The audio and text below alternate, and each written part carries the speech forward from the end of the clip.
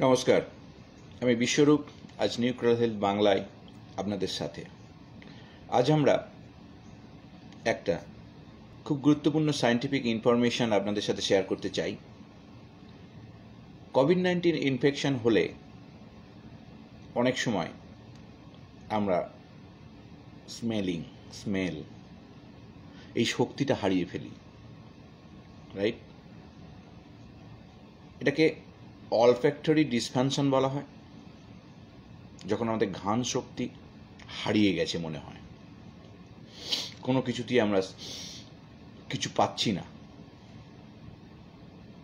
ঘ্রাণ নিতে পাচ্ছি না, মানে ঘ্রাণ পাচ্ছি না।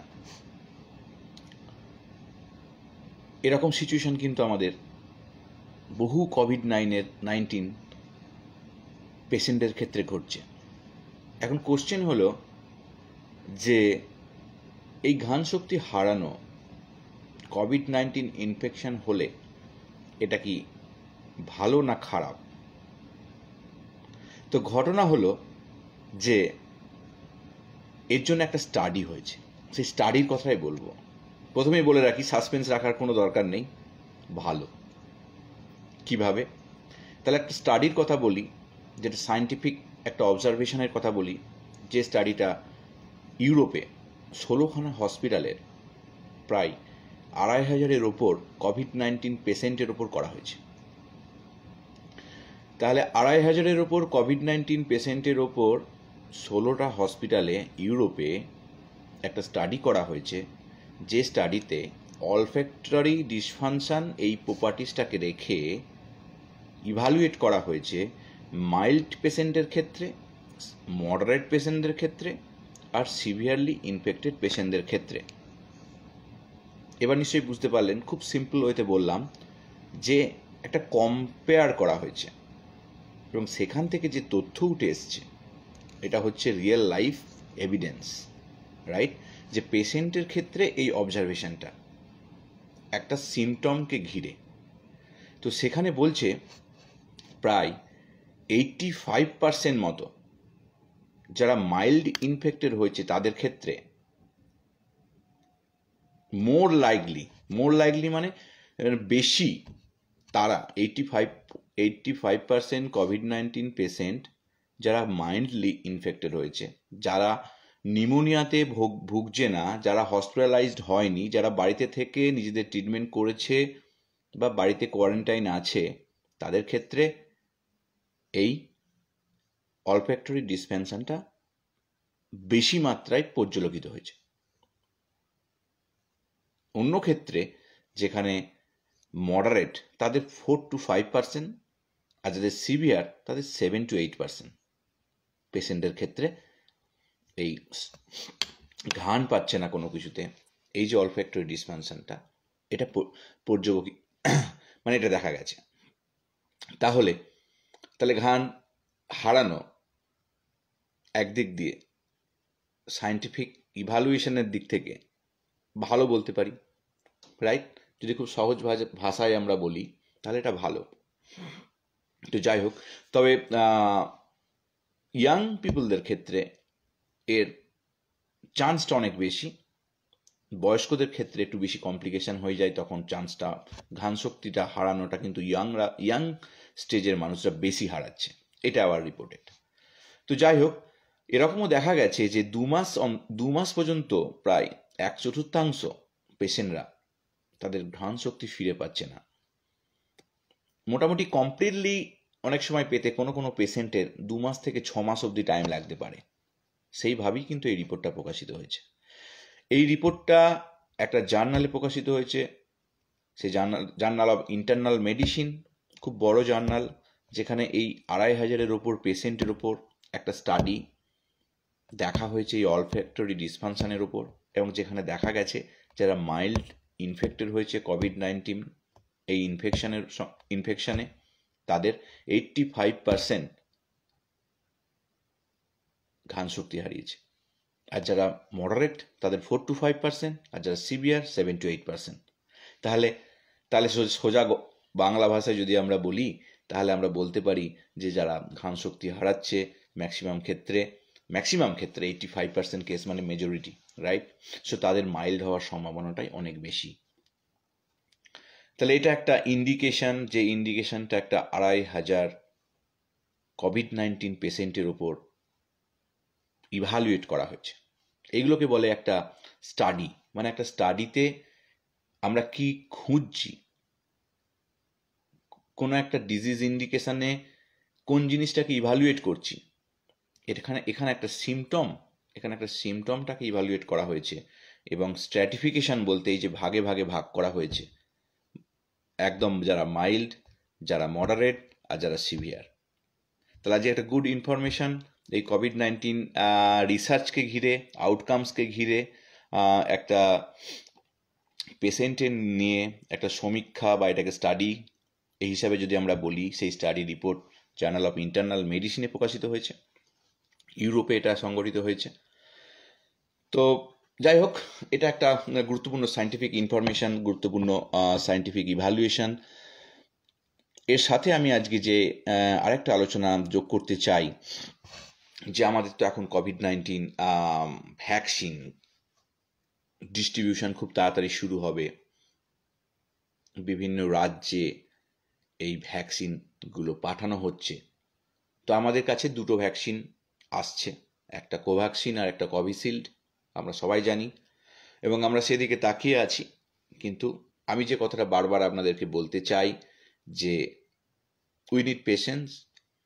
কেন না, আমাদের যা পপুলেশন, সেই পপুলেশনে ডিস্ট্রিবিউশন গড়ে তুলতে ইট উইল টেক টাইম। এইবার আমি যে সচেতনতা নিয়ে আসতে চাই একটু আলাদা। কি সেটা? আপনারা টিভিতে প্রতিনিয়ত নিশ্চয়ই দেখছেন যে আসছে এখান থেকে ওখান থেকে ট্রাক আসছে, অ্যারোপ্লেনে করে আসছে, এ সমস্ত খবর দেখছেন। আমি যে সচেতনতা আনতে চাই সেই সচেতনতা একটু আলাদা, সায়েন্টিফিক।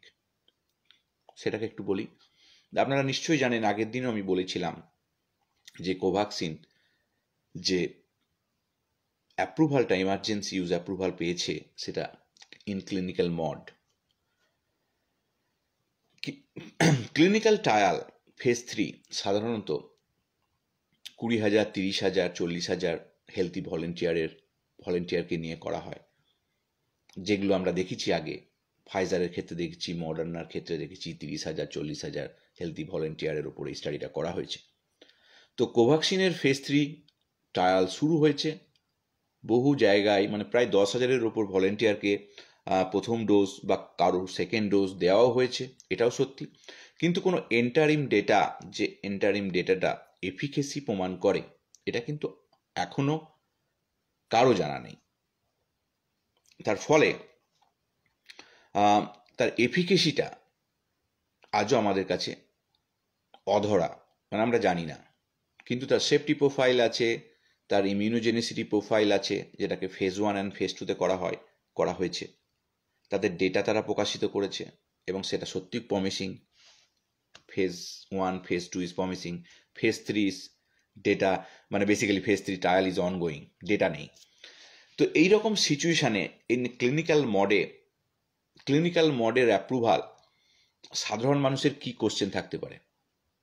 আপনারা যখন ভ্যাকসিন নেবেন, যখন কোভ্যাক্সিন নেবেন, তখন দেখবেন আপনাদের একটা ইনফর্ম কনসেন্ট সাইন করতে হবে।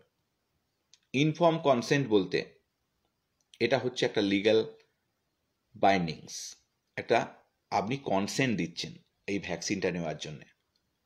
তো ঘটনা হচ্ছে, এটা তো নিতেই হবে ক্লিনিক্যাল মডে, ইনফর্ম কনসেন্ট আপনাদের প্রত্যেকে সাইন করতেই হবে।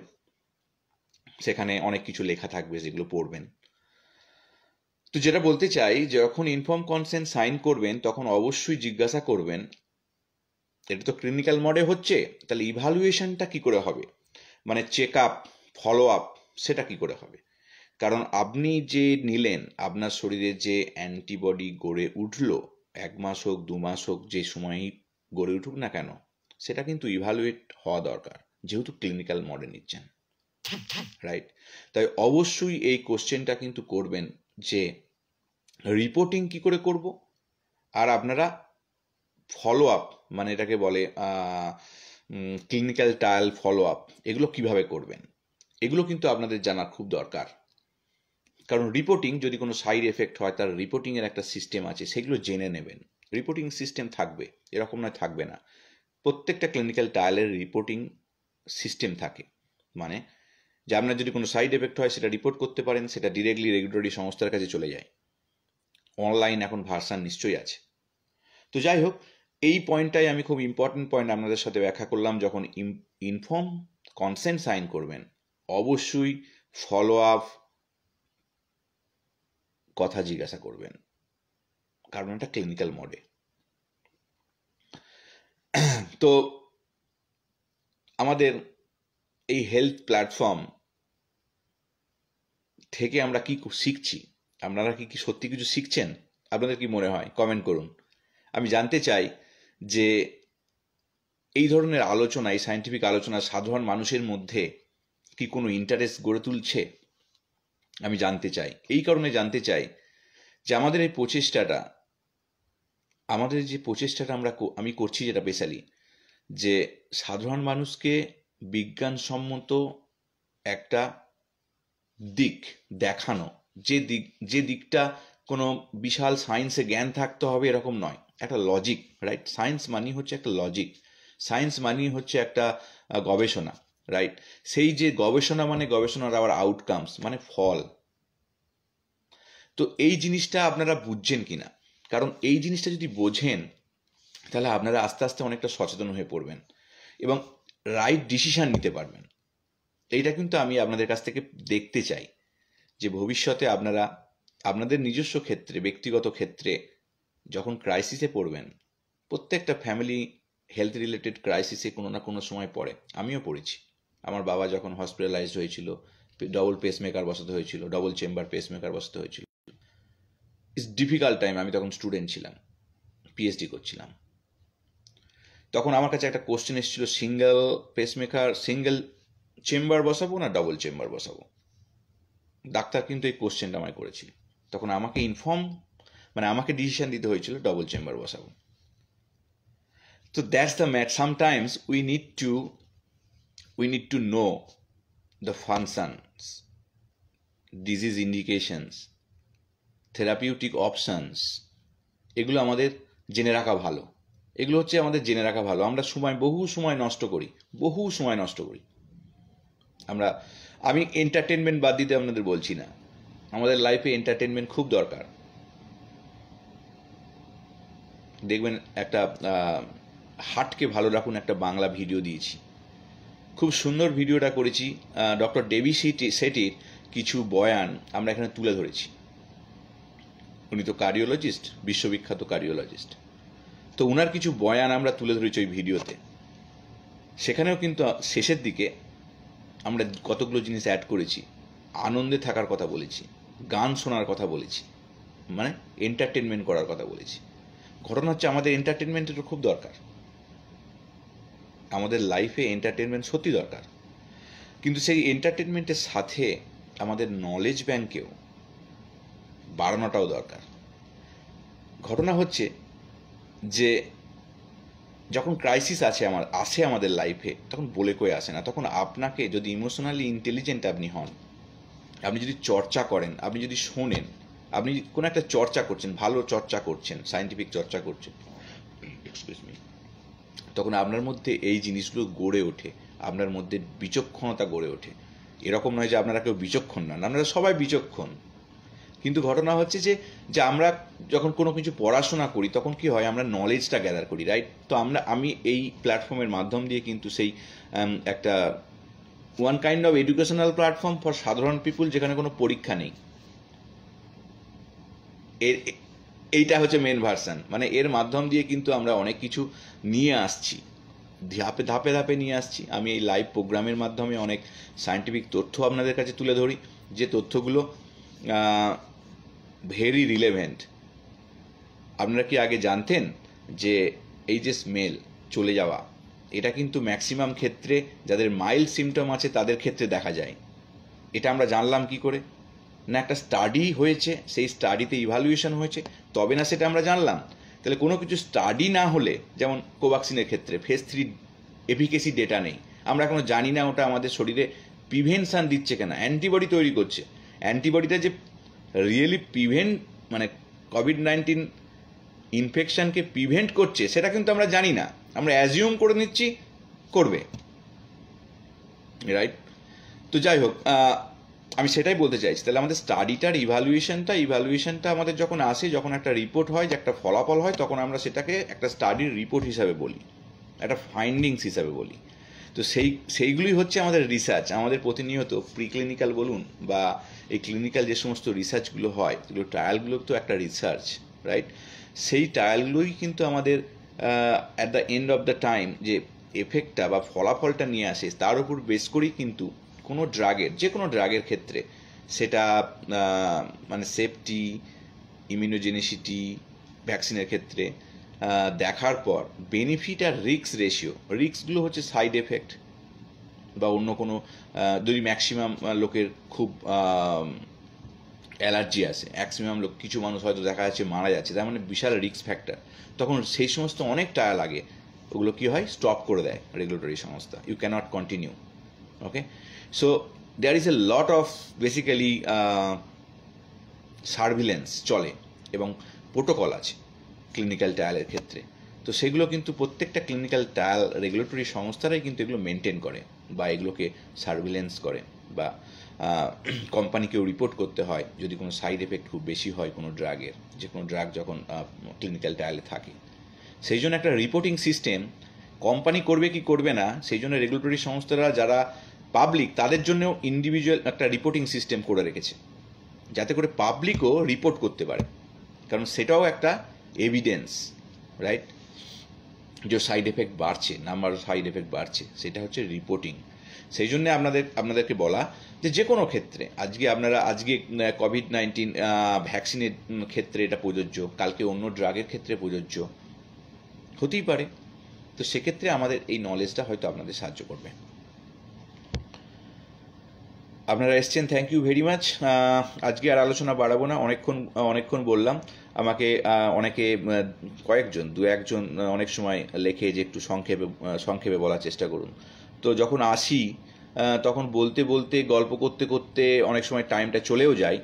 তো অনেক সময় আপনাদের কিছু কোশ্চেনের উত্তর দেওয়ার চেষ্টাও করি। তো অটোমেটিক্যালি একটা দিয়ে শুরু করি, শেষটা হয়তো ডাইভার্স হয়ে যায়, মানে ব্যাপারটা হচ্ছে যে সে খিচুড়ির মতো, অনেক সময় এটা থেকে ওটা, ওটা থেকে ওটা, এরম করে আমরা আসি, কিন্তু at the end of the time all what, মানে আমি যেটাই বলছি না কেন, health related, science related. So at the end of the time, কারণ আমি কোনো ফর্মুলা মেনে আপনাদের কাছে আসি না, আমি ফর্মুলার বাইরে আপনাদের কাছে আসি। তো সেই কারণে যে আমি এই দুটো পয়েন্টই বলবো এরকম কোনো ফিক্স করে আমি আসি না। হ্যাঁ, এই দুটো ফিক্স করে আসি, মেন পয়েন্টটা ফিক্স করে আসি, যেমন আজকে এইটা বলবো আমি ফিক্স করে এসেছিলাম, তারপর আস্তে আস্তে হঠাৎ করে কোভ্যাক্সিনের পয়েন্টটা এলাম। তো যাই হোক, আমি অনেক শেয়ার করেছি, thank you Rina Basu Mallick, thank you. আপনারা শেয়ার করছেন, আমি দেখতেও পাই অনেক ক্ষেত্রে, আবার আমি নাম্বারটাও দেখতে পাই। সো ঘটনা হচ্ছে যে আমরা অনেক মানুষের কাছে পৌঁছাতে পারছি। নিউক্লিয়ার হেলথ এই প্ল্যাটফর্মটা কিন্তু আপনাদের প্ল্যাটফর্ম। আপনাদের যদি ভালো লাগে এই প্ল্যাটফর্মে আসবেন, অনেক কিছু তথ্য দেওয়া থাকে, অবশ্যই অল আর হেলথ রিলেটেড সাবজেক্ট অনেক সময় বোরিং হয়, কিন্তু আমাদের আজকের যা দিনকাল আসছে, আমাদের হেলথ রিলেটেড তথ্য জানাটা খুব দরকার। আমরা বহু জায়গায় কি হয় যে রং ডিসিশন হয়, অনেক জায়গায় মানুষ রং ডিসিশন নেয়, এবং সে যদি সেই সময় রং ডিসিশন না নিয়ে সঠিক ডিসিশন নিত, হয়তো পেশেন্ট সেক্ষেত্রে বেঁচে যেত। এরকম কিন্তু ঝুড়ি উদাহরণ আছে। তো আমাদের সেই ক্ষেত্রে কি হয়, আমরা যত শুনবো, জানবো, হেলথ রিলেটেড অ্যাওয়ারনেস হব, আমাদের ব্রেন তত বেশি শার্প হবে। কোনটা ঠিক বলছে না কোনটা আমাদের সাথে ছলচাতুরি করছে কেউ, আমরা ধরে ফেলবো। সেই জন্যই ওটাকে বলে ইমোশনাল ইন্টেলিজেন্স। আমাদের চারিদিকে সমাজে ফাঁদের শেষ নেই, সত্যি কথা বলছি। আমি একটু বোল্ড, আমি বলি, খুব কম চ্যানেলে, আপনারা যদি ন্যাশনাল চ্যানেলেও দেখেন, আমি যে কথাটা বললাম কোভ্যাক্সিনকে ঘিরে, যে সচেতনতাটা নিয়ে এলাম, এই কথাটা বলার সাহস নেই লোকের। এটাই সত্যি ঘটনা হচ্ছে যে আমি একটু বোল্ড, আমি একটু বলে ফেলি। আর আমি এজ এ বিজ্ঞানী হয়ে আমার ওপিনিয়ন দিই, আমার ওপিনিয়ন দেওয়ার রাইট আছে, আমি দিই, রাইট, বেসড অন সায়েন্স। আমি নন সায়েন্টিফিক কথা কখনো বলি না। তাই আমাদের এই প্ল্যাটফর্মে ম্যাক্সিমাম যে আলোচনাটা হয় সেটা হচ্ছে বিজ্ঞান ভিত্তিক আলোচনা। আমি জানি হয়তো আপনাদের খুব কমজনই খুব বিজ্ঞান নিয়ে উচ্চ স্তরে পড়াশোনা করেছেন, এটা হতে পারে। আবার অনেকে আছেন যারা দেখবেন আমি মাঝে মাঝে বলি যে ডক্টর বিভিন্ন পোস্ট ডক করছে আমেরিকায়, তারাও আমার লাইফে থাকে যখন তাদের নাম করি। সো বহু শিক্ষিত মানুষও কিন্তু আমাদের এই প্ল্যাটফর্মে আছে এবং তারা ফলো করে। তো আমি তাদের অনেক ফিডব্যাক পাই, পার্সোনালি অনেককে চিনি বা পরিচয় হয়ে যায়। অনেক সময় আমাদের ফেসবুক ফ্রেন্ডও হয় অনেকে, মানে আমি যারা আমার সাথে খুব ইন্টারাকশন করে, আলটিমেটলি তাদের সাথে আমি ফেসবুকে অনেক সময় কানেক্টেডও হয়ে পড়ি। একটা জায়গা তৈরি হয়ে যায়, একটা ট্রাস্টের জায়গা তৈরি হয়ে যায়, একটা ফ্রেন্ডশিপের জায়গা তৈরি হয়ে যায়। আমার খুব ভালো লাগে। সাধারণ মানুষের পাশে দাঁড়াতে আমি বদ্ধপরিকর। আমার যে স্টার্ট আপের যে প্রোগ্রামগুলো আমি নিয়ে আসছি, আপনারা দেখবেন একটা এম্পাওয়ারমেন্ট একটা মেজর জায়গা। এম্পাওয়ারমেন্ট আমাদের প্রত্যেকটা প্রকল্পকে আমি এমনভাবে, মানে প্রজেক্টকে এমনভাবে ডিজাইন করেছি যে প্রত্যেকটা জায়গায় এম্পাওয়ারমেন্টের জায়গা থাকছে, মানে কাজ সৃষ্টি করার জায়গা থাকছে। এরকম নয় যে আমাদের কাজ নেই, কাজ তো নেই, আমাদের তো বেকার সংখ্যা বহুগুণ বেড়ে গেছে, রাইট? বহু গুণ বেড়ে গেছে। যারা মাস্টার ডিগ্রি বসে আছে, যারা সরকারি চাকরি বছরের পর বছর দিচ্ছে, ফেল করছে বা চাকরি অ্যাপয়েন্টমেন্ট পাচ্ছে না, বা সেই পরীক্ষাগুলি হচ্ছে না বছরের পর বছর, এরকম তো ঘটনা হচ্ছে। আমাদের বেকার সংখ্যা বহু বেড়ে গেছে। আবার আমি যে নিচটা দেখছি সেটা হচ্ছে যারা মাধ্যমিক, এইচএস, ব্যাচেলার, মাধ্যমিক পাস ছেলে মেয়েদের চাকরি করে, রেসপেক্ট সহ চাকরি করে আমি কোথাও শুনিনি, রাইট? সে তাদেরকেও আমি একটা প্রফেশনাল ট্রেনিংয়ের মাধ্যমে তৈরি করার চেষ্টা করছি এবং তাদের এম্পাওয়ারমেন্টের চেষ্টা করছি। আমার প্রত্যেকটা প্রজেক্টকে কিন্তু আমি একটা সামাজিক এম্পাওয়ারমেন্টের আওতায় রেখেছি। আমি একা স্টার্ট করছি, আমার সাথে অনেকে আস্তে আস্তে যোগ হচ্ছে, যেটাকে বলে কোলাবোরেশন। তো যেমন ডক্টর সুরঞ্জনা চৌধুরীর সাথে একটা কোলাবোরেশন করে এএন হেলথ কেয়ার ইনস্টিটিউট করেছি। তো সেখানে আমরা তো যাদেরকে ট্রেনিং দেব, হোম কেয়ার ম্যানেজমেন্টের প্রথম কোর্স করাবো, সো তাদেরকে আমরা কিন্তু আমাদের অ্যাপের মাধ্যমে কাজের জায়গাও খুঁজে দেব। তো এইভাবে আমি এম্পাওয়ারমেন্টটাকে বলতে চাইছি যে আমি যে প্রকল্পগুলো, যে প্রজেক্টগুলো আগামী দিনে নিয়ে আসছি পশ্চিমবঙ্গে, সেই প্রজেক্টগুলোর প্রত্যেকটাই কিন্তু এম্পাওয়ারমেন্টের জায়গা থাকবে। আমার একটা এজেন্ডা যেটা আমি নিয়েছি এই প্রোগ্রামকে ঘিরে আপনাদের বলি, সেটা হচ্ছে care givers, home care management অনেকটা কেয়ার গিভার্স, বা হসপিটাল থেকে যে সমস্ত মুমূর্ষু রোগী যাদেরকে বাড়িতে ট্রিটমেন্ট ছাড়া অপশান নেই, হসপিটালে মাসের পর মাস, বছরের পর বছর রাখা যায় না, তাই তাদের বাড়িতে একটা হোম কেয়ারের ব্যবস্থা করতে হয়। বিশেষ করে বহু ক্যান্সার মানুষের বহু যন্ত্রণা, সেই সময় যদি আবার ট্রেন প্রফেশনাল না পাওয়া যায়, আরেক যন্ত্রণা ফ্যামিলির। তো এমনি দুর্বিষহ জীবন, সেখানে যদি ট্রেন প্রফেশনাল না পাওয়া যায় তাহলে আরেক দুর্বিষহ জীবন থাকে। তো সেই প্রবলেমটাকে সলভ করার জন্যে আমি এই যে হোম কেয়ার ম্যানেজমেন্ট, এই এএন হেলথ কেয়ার সেক্টর যেটা করছে, তার মাধ্যমে আমরা যাদেরকে তৈরি করব, তাদেরকে ভ্যালু বেস তৈরি করব। সমাজে একটা বার্তা আমি দিতে চাই, আপনাদের মাধ্যমেই দিতে চাই, যে কেয়ার গিভার্স যারা এই ধরনের মানুষদের সেবা করে, বাড়িতে গিয়ে সেবা করে, তারা দে ডিজার্ভ রেসপেক্ট। যেদিনকে এই জায়গাটা পাবেন, জানবেন তারা পাবে, জানবেন কাজের প্রতি অথেন্টিসিটি, কাজের প্রতি দায়বদ্ধতা মানুষের আরও বেড়ে যাবে। আজকে আপনি দেখবেন যে পয়সা দিয়েও অনেক সময় এম্পাওয়ারমেন্ট আপনারা ব্যক্তিগত জীবনে কাজের লোক রাখেন, এটা ওটা রাখেন, তাদেরকে করেন, রাইট? এটাকেও একটা এম্পাওয়ারমেন্ট করেন, আপনি নিজেও করেন। কিন্তু ইফ ইউ গিভ রেসপেক্ট, দেখবেন তাদের কাজের দায়বদ্ধতা অনেকটা বেড়ে যাবে। সেই জন্য আমার একটা এজেন্ডা এই প্রোগ্রামকে ঘিরে, যে care givers deserve respect and they need to be train, they need to be act as a professional. তো সেই তাদেরকে প্রফেশনাল অ্যাক্ট করতে তৈরি করতে যে ইমোশনাল ইন্টেলিজেন্সের প্রয়োজন হয়, যে স্মার্টনেসের প্রয়োজন হয়, যে এডুকেশনের প্রয়োজন হয়, যে ধরনের ট্রেনিং দরকার হয় একটা রুগীকে দেখার জন্য, যে ধরনের ট্রেনিং দরকার হয়, সেটাই কিন্তু এই হোম কেয়ার ম্যানেজমেন্টের মধ্যে সিলেবাসে আছে। মানে আমাদের থ্রু দিয়ে যারা এই কোর্সটা করবে আগামী দিনে, এবং আমরা যে তাদের মানে নিউক্লিয়ার হেলথ হাবের মাধ্যমে যাদের আমরা প্লেসমেন্ট করব, আমরা আমাদের যে ক্লায়েন্ট থাকবে, আপনিও ক্লায়েন্ট হতে পারেন।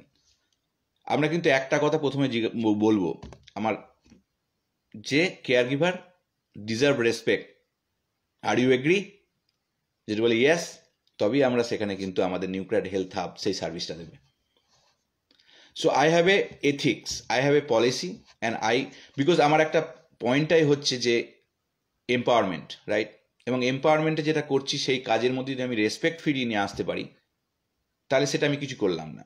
আমাদের এরকম নয় যে কেয়ার গিভার নেই ভারতবর্ষে, প্রচুর আছে, পাড়ায় মোড়ে মোড়ে আছে, চাইলে পাবেন। ট্রেন্ড কজন আছে? যারা নার্স তাদের কথা বলছি না, তাদের জন্য তো সরকারি তারা জায়গা থেকে মানে এডুকেশন নিয়ে ট্রেন হয়ে তারা এসছে, দে আর ট্রেন প্রফেশনাল। তারপরে কেউ নেই, ওই জাস্ট টুকটাক শেখে, এবং সেটা কিন্তু অনেক মানে প্রফেশনালিজম নয়। এবং তার ফলেই কি হয় যে আমাদের অনেক ক্ষেত্রে তাদের দায়বদ্ধতা থাকে না, তাদের সিনসিয়ারিটি থাকে না, এবং তারা যেটা করে অনেক সময় ভুল করে, ক্রাইসিস ম্যানেজমেন্ট করতে পারে না। তাই এই জিনিসগুলোকে মাথায় রেখেই কিন্তু আমাদের ফার্স্ট যে প্রোগ্রামটা, সেটা হচ্ছে হোম কেয়ার ম্যানেজমেন্ট প্রোগ্রাম। তো আমি একটা অন্য এথিক্স নিয়ে আস্তে আস্তে এগোতে চাইছি, এবং আমার এই যে মেন্টাল সেট, আমার যে এই মেন্টাল মানসিকতাটা, এই মানসিকতাটাই কিন্তু নিউক্লিয়ার হেলথ হাবের প্রতিযোগী।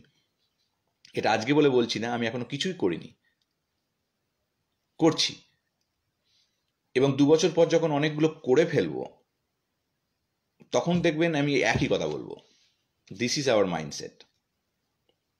কারণ আই ফিল দ্যাট ওয়ে এবং আই অ্যাক্ট দ্যাট ওয়ে, এবং আমি মানে পার্সোনালি বলছি যে এটা আমার মধ্যে এসেছে যে রেসপেক্টের ব্যাপারটা, এটা আমার ছোটবেলা থেকেই ছিল। আমার ফেসবুকে যদি আপনারা যান, কেউ যদি আমার বন্ধু হন, তাহলে দেখবেন অনেক মাঝি বন্ধু আছে আমার ছোটবেলায় যাদের সাথে আমি মাধ্যমিক পড়েছি, 9-10 পড়েছি, যারা জমিতে কাজ করে, এর কাছে ওর কাছে কাজ করে, দে আর স্টিল, যারা আমাকে কানেক্ট করতে পেরেছে, I accept, they are my friends. এবং যখন আমি যখন বাড়ি যাই, যখন তাদের সঙ্গে দেখা হয় রাস্তায়, লজ্জা পেয়ে সে আসছে না, আমি গেছি তার সঙ্গে কথা বলতে। That's a true fact. কথাগুলো মানে বেসিক্যালি হচ্ছে এগুলো সত্যি কথাগুলোই কিন্তু বলছি। তো so that is the respect, like each people, মানে প্রত্যেক মানুষকে আমরা রেসপেক্ট দিই। যেমন স্বামীজি, এই যে স্বামীজির জন্মদিন গেল, আমরা স্বামীজি থেকে কি শিখেছি? স্বামীজি দেখেছেন যে আপনারা যখন আছেন একটু বলছি, কিছু মনে করবেন না, অনেক লেন্দি হয়ে যায়, অনেকে কিন্তু লেন্দি পছন্দ করে না, কিন্তু আমি গল্পের ছলে একটা প্ল্যাটফর্মের মাধ্যম দিয়ে বহু কিছু আপনাদের কাছে প্রেজেন্ট করতে সুযোগ পাচ্ছি, তো করছি। তো আমাদের স্বামীজির জন্মদিন পালন হলো, সোশ্যাল মিডিয়াতে স্বামীজির বয়ান, স্বামীজির ছবি ছেয়ে গেল। আমিও স্বামীজির ছবি পোস্ট করেছি, আমিও একটা বয়ান পোস্ট করেছি।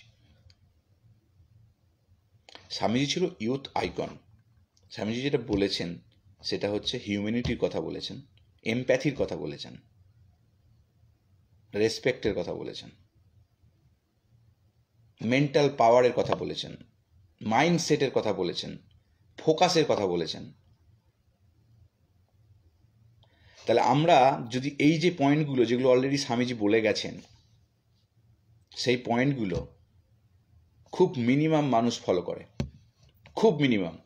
স্বামীজি যে 10টা পয়েন্ট বলেছেন, একটা পয়েন্ট কি 2টো পয়েন্টও ফলো করার মানুষ খুঁজে পাবেন না ইন রিয়েলিটিতে, বাস্তবে। ফেসবুকে পাবেন, সবাই ফলো করছে, ফেসবুকে তো সবাই স্বামীজি ফলো করে, কিন্তু রিয়েল লাইফে পাবেন না। সেইখানেই আমরা ভ্যালু হারিয়েছি। আমরা যে ভ্যালু বেস সোসাইটির কথা বলি, স্বপ্ন দেখি, সেই ভ্যালু বেস সোসাইটিকে আনতে গেলে আমাদের কিছু ভ্যালু নিয়ে কাজ করতে হবে। কিছুটা ভ্যালু সৃষ্টি করতে হবে। প্রত্যেকে যদি একটু একটু করে সৃষ্টি করি, কিছুটা সৃষ্টি হবে। এরকম নয় যে আমি একা করলেই ভ্যালু সৃষ্টি হবে, হবে না। একটুখানি হলো, আমরা যদি কালেকটিভলি প্রত্যেকের ক্ষেত্রে যার যা এক্সপোজার, যার যা ফিল্ড, যার যা লাইফ, যার যেখানে যদি এই ভ্যালুটা যেখানে আছেন যদি আমরা একটুখানিও সৃষ্টি করি না, society will start to little bit change for making a value base society. কিন্তু value base society is a dream. আমাদের প্রচুর ভ্যারিয়েশন আছে, সেই গল্পে আর যাচ্ছি না, বাট আমাদের ড্রিমের পেছনেই কিন্তু উই হ্যাভ টু ফোকাস। তাই স্বামীজি আমি এইটাই দেখছিলাম যে স্বামীজির এই যে আজকে জন্মদিন গেল, 12 তারিখে জন্মদিন উদযাপন হলো, কি শিখলাম? আমি যে কথাগুলো বললাম এইগুলোই কিন্তু স্বামীজি বলে গেছেন বহু বছর আগে। আমি কিছু কিছু মেনে চলার চেষ্টা করি। আমি একটা ফাউন্ডেশন করবো ভেবেছিলাম, প্রথম নাম দিয়েছিলাম Swami Vivekananda social welfare society. যদিও আমি তখন রেজিস্টার করিনি, জাস্ট একটা ফেসবুক পেজ করেছিলাম একটা সময়, অনেক বছর আগে। আমি আমার স্কুলে কিছু বইপত্র সেই সময় দিতাম গরিব ছেলে মেয়েদের, কয়েক বছর দিয়েছি। তারপর কমিউনিকেশনটাই, টাকা পাঠানোটা খুব ডিফিকাল্ট হয়ে যায় বলে, কমিউনিকেশনটা হয়ে ওঠে না বলে ওটা স্টপ হয়ে গেছে। তো তখন কিন্তু আমি Swami Vivekananda social welfare society বলে নামকরণ করেছিলাম, যদিও আমি রেজিস্টার করিনি, জাস্ট একটা পেজ করেছিলাম। তো আমার অনেক দিন থেকেই মানে to give something to do something, এই জিনিসটা মাথায় ছিল। এবং সেটার এখন right now I have little bit capacity, then I started again, এবং সেটাই আমি করছি। এবং আমার যে স্টার্ট আপ, সেই স্টার্ট আপের ম্যাক্সিমাম জায়গায় আপনি এই জিনিসগুলোই দেখতে পাবেন। আপনারা এমপ্যাথি দেখতে পাবেন, অথেন্টিসিটি দেখতে পাবেন, হিউম্যানিটি দেখতে পাবেন, আর এম্পাওয়ারমেন্ট দেখতে পারবেন। কাজের জায়গা সৃষ্টি করার চেষ্টা করব এবং করছিও। তো যাই হোক, আমরা তাই স্বামীজির জন্মদিন উপলক্ষে আমরা একটা এই নিউ ক্যাডেল প্ল্যাটফর্মে অ্যাটলিস্ট সবাই একটা মাইন্ডসেট তৈরি করার চেষ্টা করি। গ্রোথ মাইন্ডসেটের কথা বলি আমি সবসময়, যে two do something for society in what ever angle. মানে যেভাবে পারবেন সোসাইটির কথা ভাববেন, সোসাইটিকে কিছু দেওয়ার চেষ্টা করবেন। দেখবেন you are the richest people, you will feel good. আমাদের টাকা পয়সার অনেক কম বেশি গ্যাপ থাকতে পারে, অনেক সময় শুধু টাকা দিয়েই তো সোসাইটির সেবা হয় না, মানবিকতা দিয়েও হয়। একজনের পাশে থাকা, একজন অসুস্থ হয়ে পড়েছে তাকে হসপিটালে নিয়ে যাওয়া, তার মধ্যে দিয়েই কিন্তু হিউম্যানিটি যায়। সেটাও আপনি দিচ্ছেন, কোনো না কোনো দেওয়া, ভালো জিনিসটা দেওয়া। সেই দেওয়াটা যদি আপনারা প্রত্যেকে একটু একটু করে করেন, তাহলে দেখুন না আপনার আশপাশটা অনেকটা অন্যরকম হয়ে গেল। আপনার যখন ইন্টিগ্রেট করলাম, আপনি করলেন, সে করলো, তা করলো, দেখুন ছড়িয়ে ছিটিয়ে একটু একটু করে ভালো কাজ হওয়া শুরু হলো। ভালো কাজ কি করে না কেউ? করে, আছে। এই ভালো কাজের পরিমাণটা আমাদের আর একটু বাড়াতে হবে, কারণ ভালো কাজ মানুষ কম করে। চলুন, অনেক বড় বড় দার্শনিকের মতো কথা বলে ফেললাম। তাহলে আজকে নিউ ক্যাডেল প্ল্যাটফর্মে আমরা দুটো জিনিস শিখলাম, দুটো জিনিস বোঝার চেষ্টা করলাম। যে একটা হচ্ছে যে যাদের ঘ্রাণ শক্তি কমে যায় কোভিড-19 ইনফেকশন হলে, অনেক সময় সেটা আমাদের ক্ষেত্রে ভালো হয়, কারণ 85% পেশেন্টদের ক্ষেত্রে তাদের মাইল্ড সিমটম দেখা গেছে। তাদের ঘ্রাণ শক্তি হারিয়েছে, তাদের মাইল্ড সিমটম দেখা গেছে। এটা একটা ইউরোপে 16টা হসপিটালের স্টাডি হয়েছে, 2500 পেশেন্টের ক্ষেত্রে এটা স্টাডি হয়েছে, এবং সেখানে 4-5% মডারেট আর 7-8% সিভিয়ারলি ইনফেক্টেড পেশেন্টদের ক্ষেত্রে এই ঘ্রাণ শক্তি হারিয়েছে। আর কোভ্যাক্সিনের ক্ষেত্রে যেটা বললাম, যেটা clinical mod emergency use approval, যার এফিকেসি এখনও প্রমাণিত হয়নি, কিন্তু এর সেফটি প্রোফাইল আছে, এর ইমিউনোজেনিসিটি প্রোফাইল আছে, মানে এটা অ্যান্টিবডি তৈরি করে মানুষের শরীরে। ওকে, অ্যান্টিবডি তৈরি করছে, কিন্তু সেটা যে এফেক্টিভ, যে ভাইরাস যখন ইনফেক্টেড করলো সেই ভাইরাসকে নিউট্রালাইজ করলো কিনা, সেটাকে বলে এফিকেসি। সেই এফিকেসি ডেটা কিন্তু এখনও নেই। তাই ক্লিনিক্যাল মডে যখন হবে, আপনাদের ইনফর্ম কনসেন্ট সাইন করতে হবে। ইনফর্ম কনসেন্ট সাইন যখন করবেন, তখন ক্লিনিক্যাল চেক আপ বা ফলো আপ কবে হবে না হবে এগুলো ডিটেলস নিয়ে নেবেন এবং সেগুলোর উপর জোর দেবেন। এটা খুব দরকার। ভালো থাকবেন। অনেক রাত হলো আমার, আমি একটু কাজ করব। আর আপনারাও সকলে ভালো থাকুন। নমস্কার।